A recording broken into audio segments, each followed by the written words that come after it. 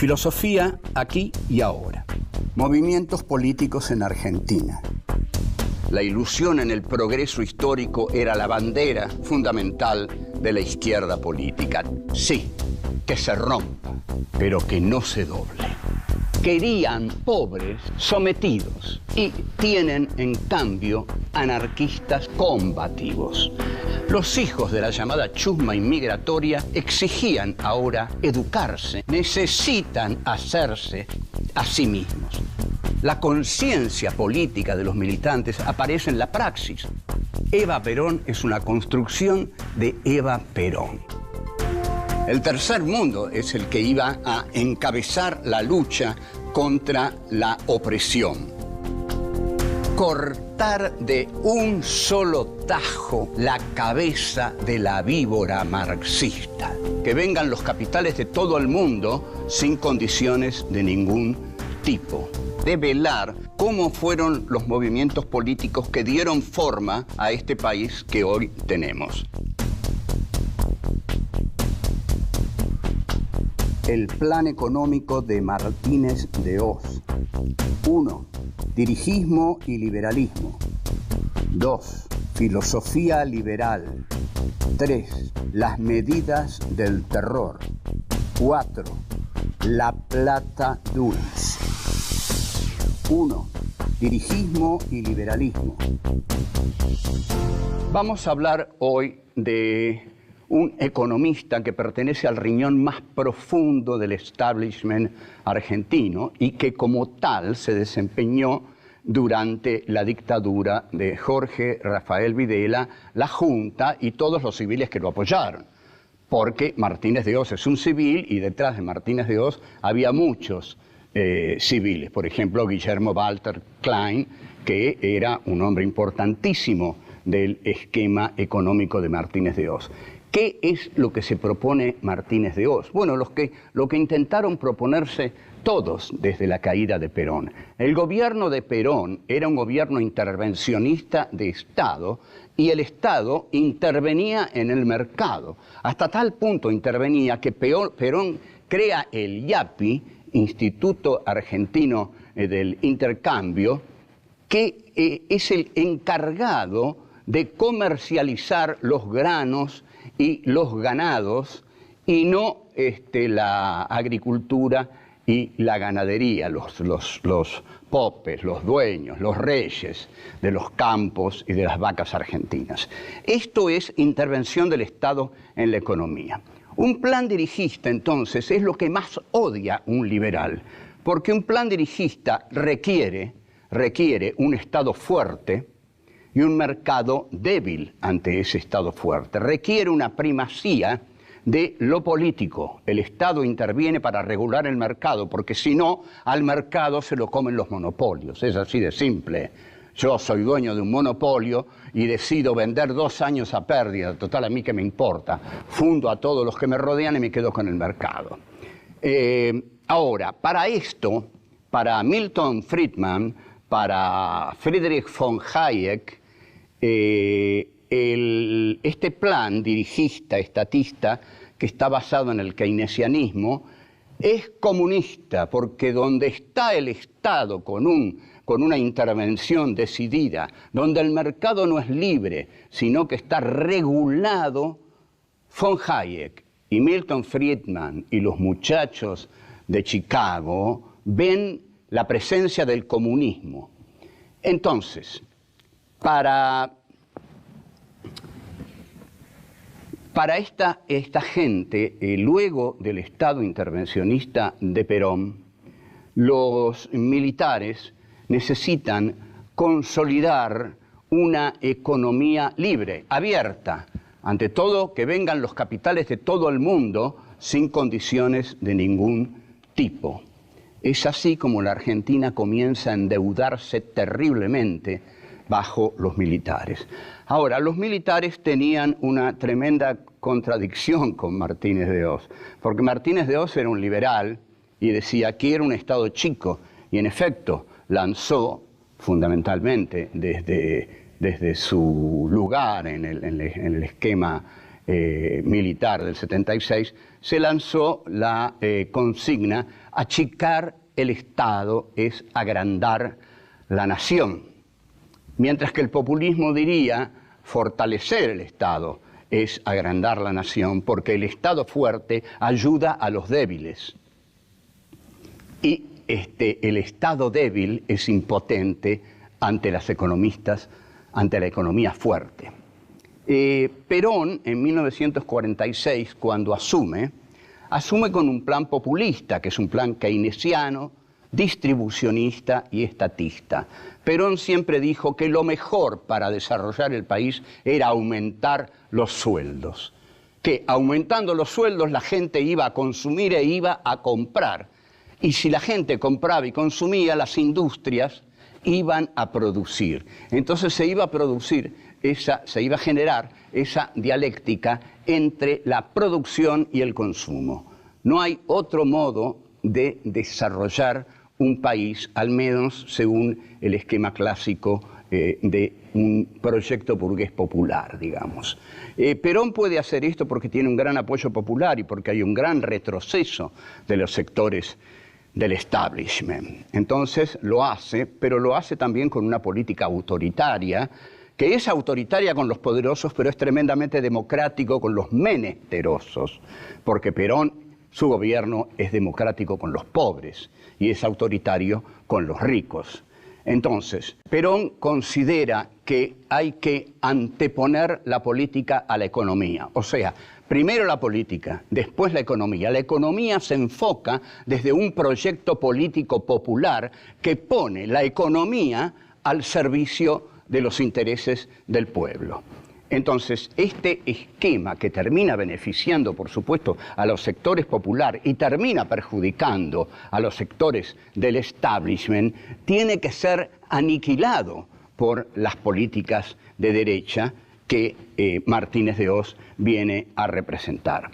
Desde la proscripción de Perón no hubo un solo plan liberal exitoso. Y algo más. Ningún gobierno ganó una elección democráticamente. Siempre los liberales tuvieron que ampararse en la espada o ampararse en la máscara democrática e ilegalizar a las mayorías para llegar al poder. Un gobierno con una ilegalidad democrática tan profunda como es el gobierno de Jorge Rafael Videla y Martínez de Hoz, se mantiene con un Estado represivo. Como dije, nunca los liberales, que siempre llegaron por medio de golpes de Estado, pudieron sacarse al Estado de encima. Porque si yo llego al poder con un golpe de Estado, ¿cómo me voy a sacar al Estado de encima si con el Estado me tengo que mantener en el poder? Volvemos. 2. Filosofía liberal.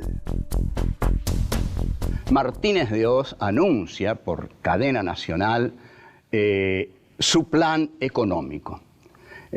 Martínez de Hoz había sido presidente de Acindar y era un hombre ligado al sector agrario, muy bien mirado por la sociedad rural. Martínez de Hoz representaba el perfil ideal para que la Argentina volviera a ser el granero del mundo. Y entonces, el plan de Martínez de Hoz se sustenta en von Hayek y Milton Friedman, en la escuela de Chicago. El planteo es, como dijimos, un Estado mínimo y la desregulación del mercado. El mercado no debe ser regulado, porque regular el mercado es antidemocrático, es la intervención del Estado en el mercado. Pero ocurre que cuando no se regula el mercado, se lo comen, los tiburones se comen a los pequeños peces. Y ahí sí el mercado, entonces, es antidemocrático, porque quedan 3, a lo sumo, que se reúnen y resuelven todo. Toda regulación para la gente de Martínez de Hoz es dirigismo, es totalitarismo. El Estado no puede meterse donde las empresas tienen que ser libres para ganar el dinero según las reglas que imponen ellas mismas, las empresas. como hay grandes empresas y pequeñas, medianas empresas, las grandes empresas van destruyendo a las pequeñas y medianas empresas.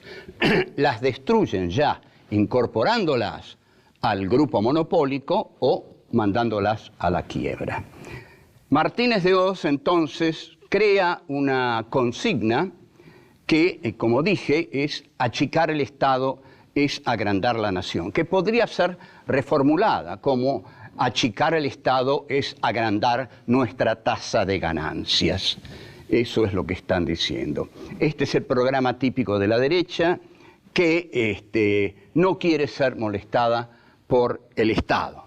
El Estado es el enemigo de la contradicción del libre mercado. Ahora, hay una contradicción para Martínez de Oz, que es, en última instancia, un importante vasallo de los militares del 76. ¿Cómo los militares van a achicar tanto el Estado si con el Estado, necesitan el Estado para reprimir no solo el descontento social, sino para reprimir a todo aquel que piensa distinto al régimen establecido? Este esquema tan abarcativo de la inclusión de casi todo el país en eso que llamaban la subversión llenó de terror a casi todos los ciudadanos. El liberalismo, a través de esta etapa del 55 al 73, llega al gobierno las veces que llega con votos del peronismo o con exclusión del peronismo. Entonces Borges solía decir que la democracia era un vicio de la estadística. Una frase brillante, bien de Borges, que era un hombre muy inteligente. La democracia es un vicio de la estadística. Entonces, ¿para qué vamos a caer en la democracia? Si la democracia es una mera estadística, es una forma de apoyar el voto selectivo. Dejemos de lado la estadística y pasemos a la aristocracia electoral, que voten los que tienen derecho por cultura y por tradición. Los otros, los que son parte de la estadística, son solo eso, estadística, deleznable estadística que debe ser dejada de lado. Bueno, volvemos. 3. Las medidas del terror. En ese discurso del 2 de abril de 1976, ya Martínez de Oz comienza a esbozar, y más que a esbozar, ya a lanzar, a decir las medidas de su plan. Lo primero, fíjense qué notable, lo primero es congelar los sueldos. ¿Qué más quiere un patrón que venga un ministro de Economía y diga, señores, hay que congelar los sueldos? Fantástico. Entonces ya vemos a quienes venía a beneficiar Martínez de Oz. Entre 1976 y 1980 hay un 40% de caída del salario. Ustedes observen que a veces, yo digo con frecuencia que no me gusta discutir en base a cifras, porque las cifras impiden el pensamiento, pero a veces los favorecen. Digamos, que si el salario cae un 40% en 4 años, evidentemente este gobierno no ha venido a favorecer a quienes cobran un salario, sino que ha venido a explotarlos en nombre de la clase empresarial. Se eliminan los controles de precios, o sea, cada cual pone el precio que quiere, pero también esto regulado por el precio que pone el que está al lado, y el que está allá, y el que está allá. Pero la reducción, la eliminación de los controles de precios favorece, por supuesto, a la voracidad de los patrones. Se reducen las retenciones a las exportaciones. Bueno, este es el paraíso al que quieren volver muchos hoy, que les reduzcan las retenciones a los productos de exportación. O sea que si yo exporto 40.000 toneladas de soja, digamos, y antes había una retención del 15%, bueno, ahora que haya una retención del 3%, que este fue bastante el asunto de la 125, que intentó extraer de las super ganancias de los ojeros un 3% y casi hubo un golpe de Estado en el país. Retener es un concepto que hiere muchísimo a los capitalistas. ¿Qué es lo que me quieren retener? Ustedes piensen que un gran capitalista es alguien que quiere ganar dinero siempre.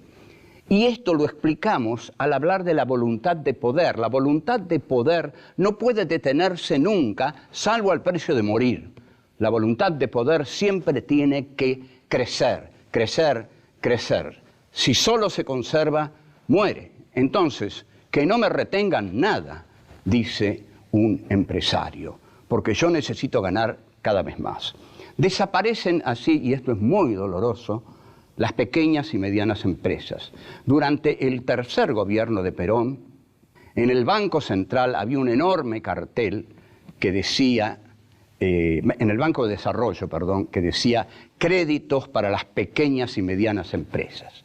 Este es un gobierno popular que quiere que crezcan las pequeñas y medianas empresas, porque las grandes empresas o son multinacionales, porque aun cuando estén ancladas acá y con intereses nacionales, la dirección de esas empresas están en centros multinacionales que las condicionan. Entonces, los países pobres no tienen economía. La economía los tiene a ellos. Lo voy a repetir, porque es un concepto que conviene ser repetido. Los países pobres no tienen economía.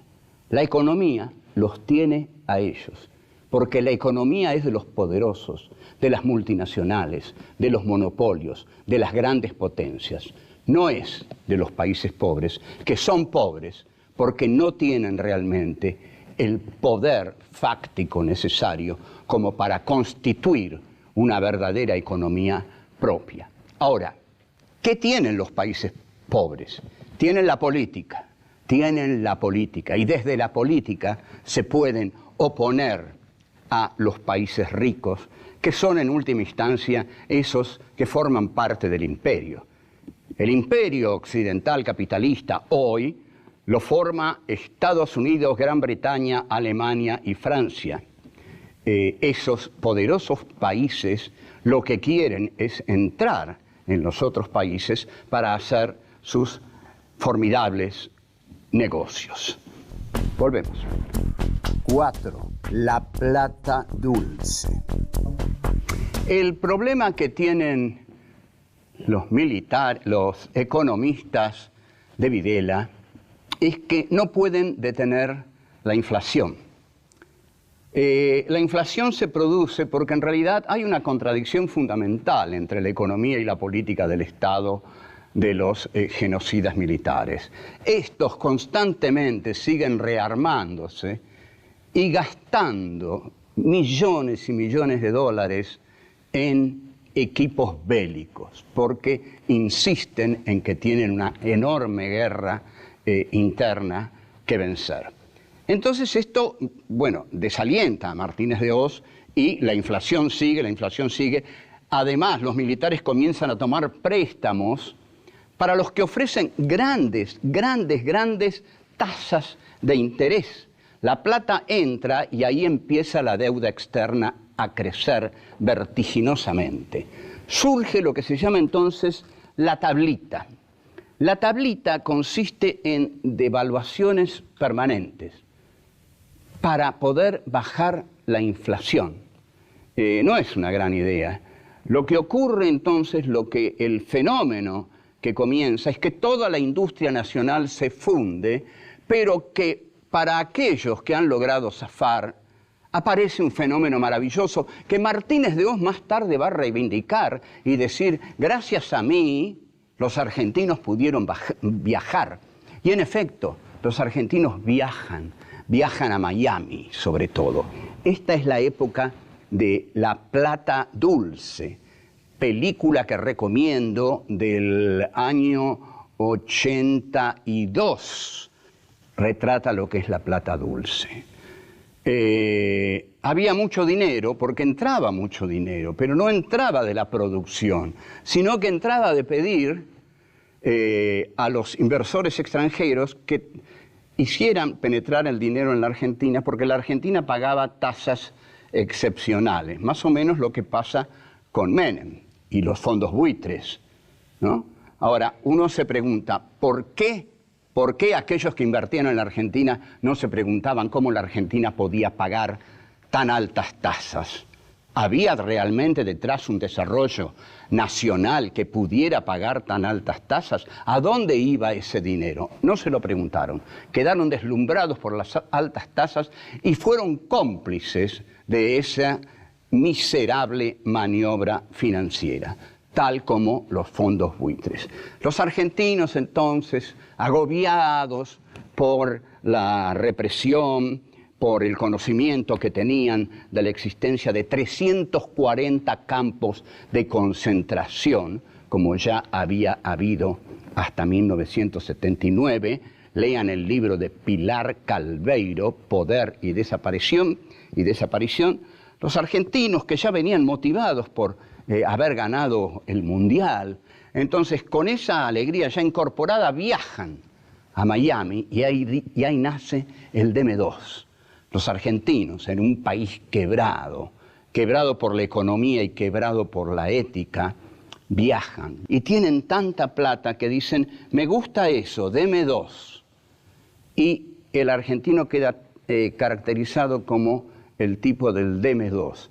Yo en esa época escribía en humor y caractericé a esos argentinos como el argentino taiwanés, porque se ponían montones de negocios de mercadería berreta de Taiwán y era un negocio fabuloso vender eso a los que estaban deslumbrados con esos vidriecitos de colores. Entre tanto, el país va directo al desastre, porque ningún país vive, por supuesto, importando basura. Comienzan a expulsarse, a despedirse a los empleados públicos, a los cuales muchos de ellos se les pone un sello que dice potencialmente subversivo. Imagínense ustedes un pobre hombre que queda sin trabajo y encima se va a su casa con un sello que dice potencialmente subversivo, para que el terror a la falta de dinero y el terror a la inseguridad de su propio cuerpo vayan juntos. La deuda externa crece tremendamente y Martínez de Oz lanza el plan económico de apertura. Se abre el mercado interno para la penetración de todas las mercancías extranjeras. Así se aniquila la producción interna. Yo conocía mucho Munro en esos años y había montones de cantinas donde comían los obreros en el 74, 75, 73, 72. Después no quedó nada. ¿Se acuerdan cuando Alfonsín decía voy a subir las cortinas de las fábricas? No las subió, pero dijo eso porque Videla y Martínez de Oz las bajaron. Toda la pequeña empresa y mediana empresa que trabajaba en Munro y que le daba alegría y vitalidad industrialista a esa zona, se arruinó por la plata dulce y la tortura también que iban de la mano. A su vez, se reducen los aranceles a las mercaderías de importación. Son todos elementos de un mismo proceso, de un mismo país que va al acaso, porque además no se veía ninguna fuerza capaz de enfrentar al terror militar. Sépanlo, y lo voy a decir, se contaban cosas tan terribles como esta.